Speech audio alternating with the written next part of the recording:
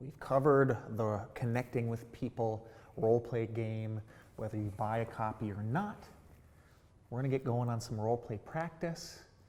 Finding someone in your office, someone who's willing to practice with you, is obviously going to be crucial. And we're going to start talking about some of the role play principles that we look for, that we coach on during a role play. And the first one we're going to cover is going to be disc and the mirror and match.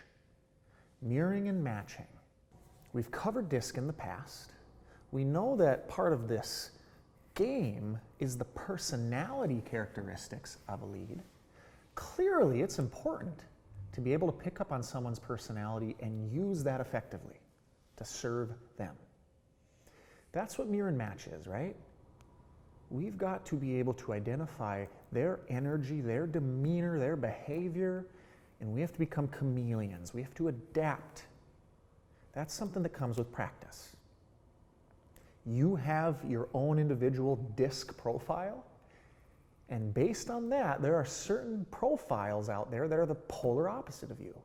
You will come across those people, and what's going to make or break you is if you can practice adapting to their style to best serve them. One size does not fit all. The platinum rule of life, this is better than the golden rule. The platinum rule is to treat people how they'd like to be treated. We do that through mirroring and matching. Let's do a quick refresher on disc, right? We got the D, the I, the S, the C, the dominant, the influencer, the steadiness, the conscientiousness. Let's remind ourselves that Ds, those direct, blunt, demanding, confident, competitive types, they value more than anything winning. They really struggle with losing, being patient, practicing empathy. Well, what are communication tips? Make them feel like they're in charge and calling the shots. Don't be afraid to be direct back at them. They'll respect you for that. Be confident in your approach. Don't share the fluff with them. Give them the bottom line outcomes. Don't explain why.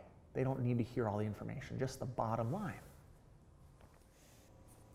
An influencer. Yes, this bubbly, outgoing, energetic, scatterbrained, inconsistent, friendly type. More than anything, they want to be liked. They struggle with follow-through, focus, doing the same thing over and over. Some communication tips. Take an interest in them. Look, act like you're paying attention to what they're saying. Engage that. Be energetic with them. Make it fun. On the same note, you might need to do their homework for them a little bit. By that I mean you might need to help them remember things that need to get done. Maybe at a showing, you need to engage them while also walking through the house with them. Maybe you need to engage them while getting through paperwork with them. S's, the steady. These calm, patient, supportive, logical, predictable, uncertainty-fearing people. Well, more than anything, they value harmony. They really struggle with conflict, with being in the limelight, standing up for themselves. Well, they want some authenticity. They want you to be patient with them, to make sure you're taking the time to make sure they feel okay about what's going on. And then last, we have the C's, those calculating, analytical, logical, sometimes distant and cold, reserved, low energy types. More than anything, they value accuracy. They struggle with chaos, a lack of order, a lack of logic. What about these C's? Well, you want to be logical. You want to be able to have your homework done. You want to have the information ready to show them how something works or why something is the way it is. You're going to want to be patient. You're going to want to make sure you get them all the information they need to be comfortable with a decision. So, quick summary out of the way. Mirror and match. Let's remember the spectrum, the quadrants that these discs all fall on. Let's remember that the D and I are extroverts. They are extroverted. So we can typically plan for a D and I type, if there's D and I, for us to have higher energy. With extroverts, think higher energy. With S's and C's as introverts, let's think lower energy. So as we're role playing and we realize someone's an SC, all right, let's turn it down a little bit. Let's slow ourselves down. Let's change our energy. Let's be more calm, low key, slower with them. If it's an I or an D, we can amp it up a little bit. We can get more excited. We can get more dynamic with how we're interacting with them. On the flip side, we have the other part of the quadrant. We have the I's and S's who are people-oriented. So here's where how we communicate with them is probably going to be more relational. It's going to be more of the about them versus about the process in the house. It's going to be all about them and the relationship that gets us to why we're looking at the house, why we need to write an offer, why we need to get the paperwork done. I's and S's are going to be so much more relationship focused in our interactions. Now then there's the DC's, which are the task oriented. Let's not focus on warm fuzzies.